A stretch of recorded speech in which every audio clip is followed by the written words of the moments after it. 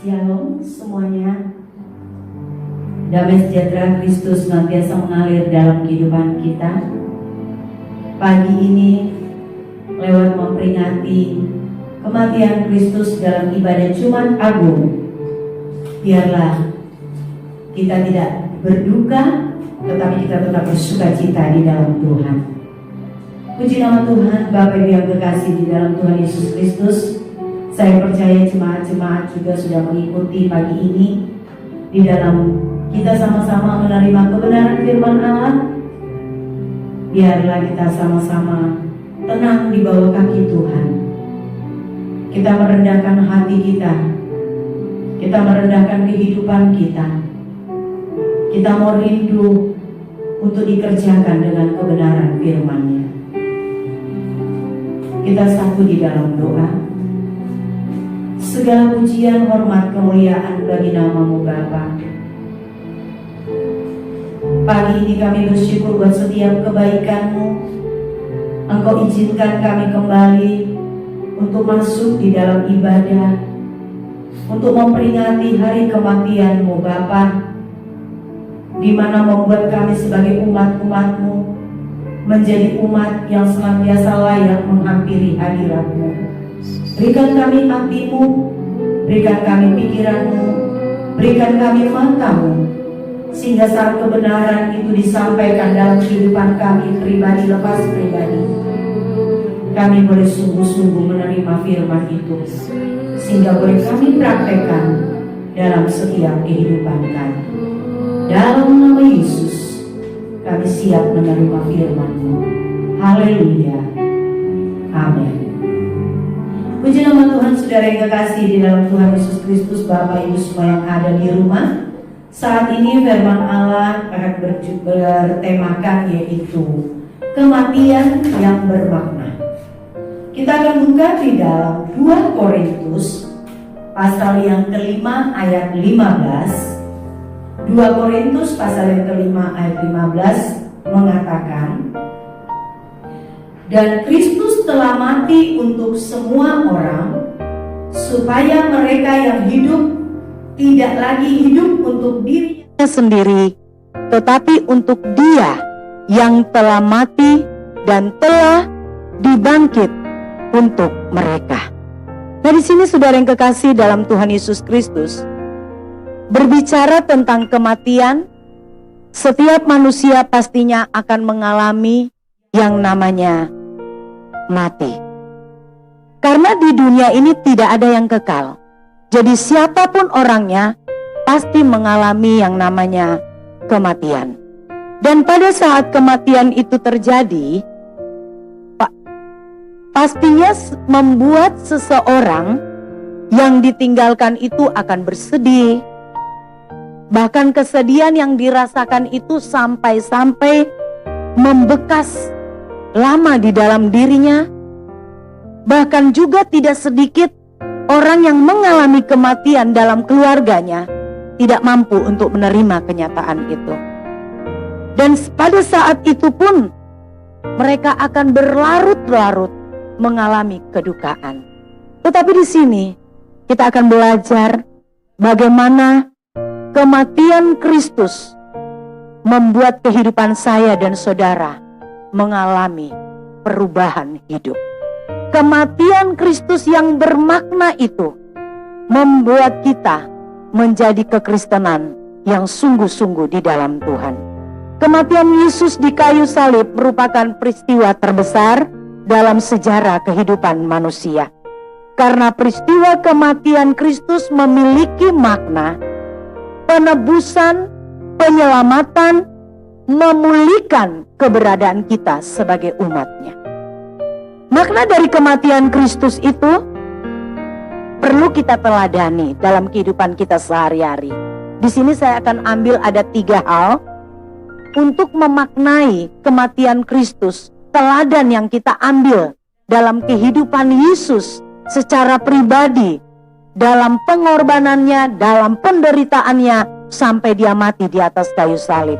Yang pertama, yaitu Yesus memilih untuk diam. Yesus memilih untuk diam. Kita akan buka bersama-sama di dalam Markus pasal yang ke-15 ayat 4 sampai dengan ayat yang ke-5. Ayat ini sudah pernah saya bawakan dalam share kebenaran firman Allah dalam beberapa minggu kemarin. Ayat yang keempat berbunyi, Pilatus bertanya pula kepadanya, katanya, "Tidakkah engkau memberi jawab? Lihatlah betapa banyaknya tuduhan mereka terhadap engkau."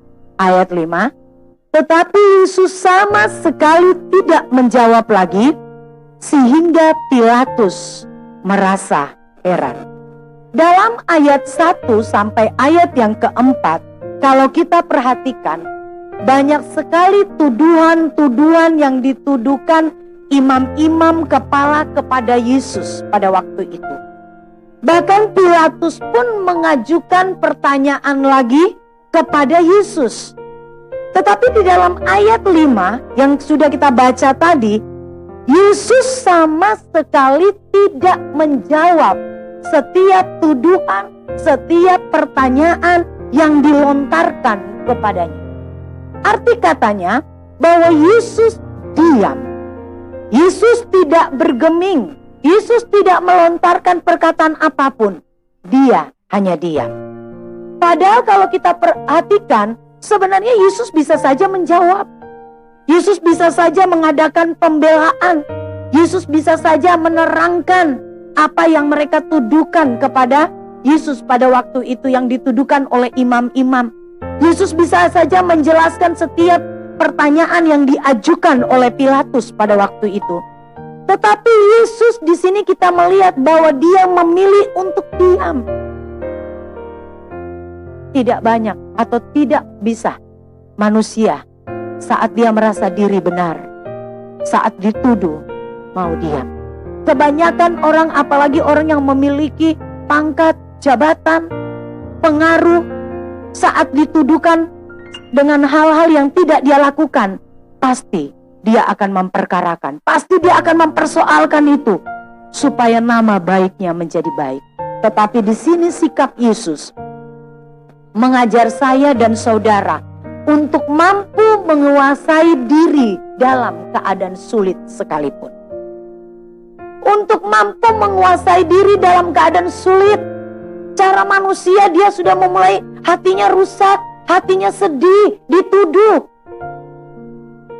Bahkan di sini kita diajar, berdiamnya Yesus, kita diajar untuk apa? Tidak berusaha untuk membela diri sekalipun kita benar. Dan yang ketiga, rela menerima tuduhan-tuduhan yang dilontarkan kepadanya. Berdiamnya Yesus menghadapi keadaan pada waktu itu mendidik saya dan saudara bahwa sesulit apapun keadaan, sesulit apapun situasi yang kita alami, sesulit apapun masalah yang diperhadapkan kepada saya dan saudara, baik itu fitnaan, baik itu intimidasi, baik itu tekanan, baik itu apapun yang terjadi dalam kehidupan kita sehari-hari, mari kita mau belajar berdiam diri. Mari kita mau belajar untuk tidak mencari pembelaan walaupun saat itu kita dalam keadaan benar.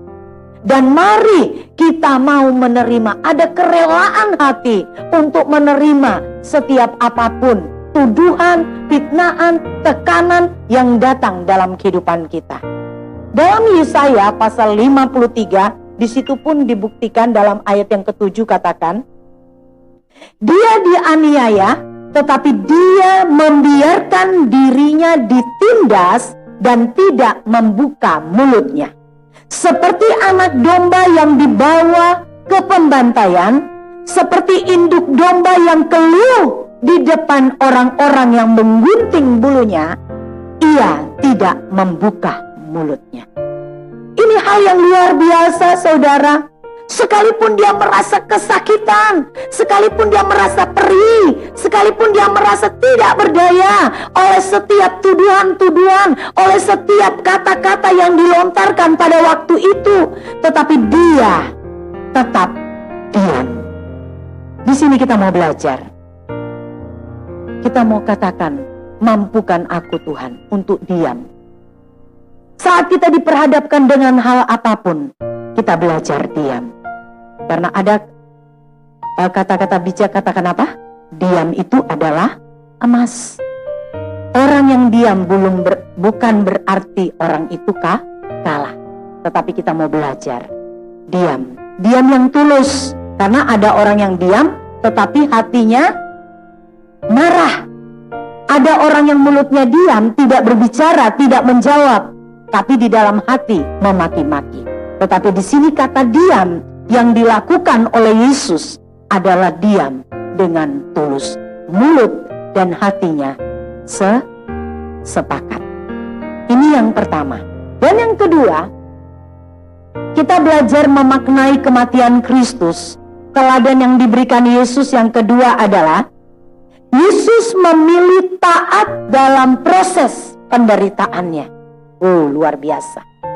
Yesus memilih taat dalam setiap proses yang terjadi dalam kehidupannya pada waktu itu. Penderitaan Yesus dalam proses menuju ke penyalipan sampai kepada kematiannya di kayu salib sungguh suatu hal yang sangat tidak manusiawi. Tetapi kita lihat di sini bagaimana sikap Yesus. Tidak sedikit pun Yesus menghindar dari segala proses-proses penderitaannya pada waktu itu.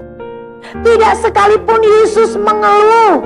Tidak sekalipun Yesus mengeluarkan bahasa yang tidak baik. Tetapi kita lihat, mulai Yesus disangkal, dihianati, ditinggalkan, dilecehkan dengan dilucuti pakaiannya, diolok-olok, bahkan menjadi bahan tertawaan orang-orang pada waktu itu, dicambuk, bahkan Yesus dipukul kepalanya dengan bulu, serta diludahi, dimakotai duri, bahkan disalibkan dengan para penjahat-penjahat pada waktu itu. Seolah-olah Yesus adalah orang yang jahat. Seolah-olah Yesus adalah penjahat besar. Kalau kita posisikan bagaimana kejadian pada waktu itu Yesus mengalami seperti itu, saya percaya pasti kita akan katakan aku tidak mampu. Tetapi luar biasanya penderitaan yang dialami oleh Yesus. Yesus pada waktu itu kita tidak bisa bayangkan apa yang dialami Yesus, penderitaan yang dialami Yesus. Di sini kita diajar untuk taat seperti Yesus taat menghadapi penderitaan. Saat proses ujian hidup datang dalam kehidupan saya dan saudara, kita rasakan mungkin begitu berat. Kita rasakan seolah-olah kita tidak kuat. Seolah-olah kita ingin berontak terhadap setiap masalah kita, setiap ujian kita, setiap proses yang datang dalam kehidupan kita. Tapi di sini, mari kita posisikan diri kita seperti pribadi Yesus. Lewat setiap apa yang dialami Yesus, pernahkah Yesus menghindar dari setiap siksaannya? Apakah Yesus mengeluarkan bahasa amarah saat dia menghadapi setiap ujian yang datang, proses penderitaan yang datang? Tidak. Bagaimana dengan respon kita dalam menghadapinya? Apakah kita memilih untuk taat menjalani, atau kita memilih untuk bersungut-sungut, kita memilih untuk kecewa, kita memilih untuk saling mempersalahkan satu dengan lainnya saat persoalan kita datang, saat ujian datang, saat masalah datang. Padahal kalau kita berpikir masalah kita belum sebesar yang dialami oleh Yesus. Ujian yang kita diperhadapkan dalam kehidupan kita belum sampai mempertaruhkan tubuh jasmani kita, belum sampai mempertaruhkan nyawa kita. Tetapi mengapa kita sampai bisa kecewa, sampai kita bisa mempersalahkan keadaan? Bahkan tidak sedikit kekristenan mulai bersungut-sungut, bahkan ada yang meninggalkan Tuhan karena ujian dan proses yang terjadi. Sebagai umat yang percaya kepada Tuhan, kita diingatkan lewat ketaatan Yesus dalam menjalani proses penderitaan. Kita pun sebagai umatnya mau belajar untuk taat. Belajar untuk tetap taat dalam menghadapi setiap proses. Mungkin ujian kita berbeda-beda. Mungkin proses yang Tuhan izinkan terjadi dalam kehidupan kita berbeda-beda. Ada yang diproses lewat penyakit, ada yang diproses lewat kehidupan perekonomiannya, ada yang diproses lewat keberadaan rumah tangganya. Bapak-bapak, ibu-ibu diproses menghadapi anak-anak. Itu adalah suatu proses kehidupan yang bisa kita lihat. Tetapi proses yang terjadi di dalam diri kita diproses, dibentuk karakter kita untuk kita menjadi orang yang sabar, untuk menjadi orang yang mampu menerima segala keadaan. Pikiran hati kita tetap terkontrol kepada Tuhan. Mampu enggak kita? Tapi kita mau belajar. Seperti yang dikatakan oleh Rasul Paulus kepada jemaat yang ada di Roma, dikatakan di sini di dalam Roma pasal yang ke-8, saya akan bacakan saudara ya. Roma pasal 8 ayat 35 sampai ayat yang ke-37. Mohon untuk kita simak pembacaan ini. Katakan ayat 35, siapakah yang akan memisahkan kita, saya, saudara, dari kasih Kristus? Penindasankah, atau kesesakankah, atau penganiayaan, atau kelaparan, atau ketelanjangan, atau bahaya, atau pedang? Ayat 36, seperti ada tertulis, oleh karena engkau kami ada dalam bahaya maut sepanjang hari, kami telah dianggap sebagai domba-domba sembelihan. Tetapi dalam semuanya itu kita lebih daripada orang-orang yang menang oleh Dia yang telah mengasihi kita. Di sini Rasul Paulus mengingatkan kepada jemaat yang ada pada waktu itu di Roma. Mungkin saat itu mereka menghadapi tekanan, menghadapi segala macam ujian dalam kehidupan mereka. Rasul Paulus mengingatkan bahwa tidak ada apapun yang dapat memisahkan kehidupan ini dari kasih Tuhan. Baik itu masalah, baik itu kelaparan, baik itu ketelanjangan, tidak bisa memisahkan kita dengan kasih Kristus. Karena apa? Karena kita ini adalah orang-orang yang sudah menang. Kita adalah orang-orang yang mengalami kemenangan. Lewat korban Kristus, kita mengalami kemenangan di dalamnya. Jadi kalau saat ini kita menghadapi persoalan, jangan sampai kita terpisah dari Tuhan. Menghadapi ujian, jangan biarkan hatimu terpisah dengan Tuhan karena masalahmu. Tetapi tetap yakin bahwa lewat masalah-masalah kita, lewat ujian yang datang, lewat persoalan yang datang, mengajar saya dan saudara untuk apa? Untuk taat. Seperti yang dilakukan oleh Yesus. Jangan buat masalah, jangan buat persoalanmu membuat engkau terpisah dari Tuhan, membuat engkau jauh dari Tuhan. Tetapi biarlah dengan adanya masalah, dengan adanya ujian, dengan adanya proses, atau dengan adanya kehidupanmu yang tetap dalam keadaan yang baik, engkau tetap melekat dengan Tuhan. Puji nama Tuhan, itu yang kedua. Dan yang ketiga di sini, kita akan belajar ya. Makna dari kematian Kristus, teladan yang kita ambil, yang dialami oleh Yesus yang ketiga adalah apa? Yesus memilih untuk memberikan nyawanya. Oh, luar biasa. Bukan saja diam, bukan saja dia taat akan proses itu. Yang ketiga, dia memilih untuk menyerahkan nyawanya. Bukan dipaksa loh. Dia memilih menyerahkan sendiri nyawanya. Itu kita akan baca di dalam Yohanes pasal yang ke-10 ayat 17 sampai ayat 18. Katakan apa? Bapa mengasihi aku oleh karena aku memberikan nyawaku untuk menerimanya kembali.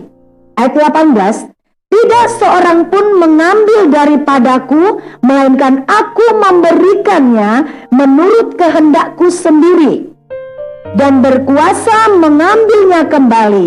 Inilah tugas yang kuterima dari Bapakku. Dan di dalam saya sambung di dalam Lukas pasal 23 ayat 46 katakan apa? Lalu Yesus berseru dengan suara yang nyaring, "Ya Bapa, ke dalam tangan-Mu kuserahkan nyawaku." Dan sesudah berkata demikian, ia menyerahkan nyawanya. Luar biasa, saudara. Yesus mati bukan karena dia tidak berdaya menghadapi kematian itu. Ini perlu kita ingat. Tetapi karena dia memilih untuk menyerahkan nyawanya. Yesus mati bukan karena dia tidak mampu membela dirinya. Yesus mati bukan karena dia sudah tidak kuat lagi. Tetapi Yesus mati karena dia memilih untuk menyerahkan nyawanya. Makanya pada saat dia di atas kayu salib, dia katakan apa? "Ya Bapa, ke dalam tangan-Mu kuserahkan nyawaku." Arti katanya apa? Dia rela diambil nyawanya. Berbicara tentang nyawa, itu adalah kehidupan. Kerelaan Yesus di dalam memberikan nyawanya untuk mati di kayu salib mengajarkan saya dan saudara untuk mati terhadap dosa dan hidup bagi Allah. Kata hidup bagi Allah berarti kita harus mengabdi sepenuhnya kepada Tuhan. Ingat pembacaan kita yang sebelumnya dikatakan tadi apa? Saya ulang. Dan Kristus telah mati untuk semua orang, supaya mereka yang hidup tidak lagi hidup untuk dirinya sendiri.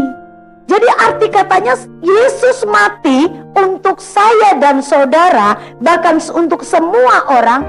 Berarti hidup kita ini bukan milik kita lagi. Gitu.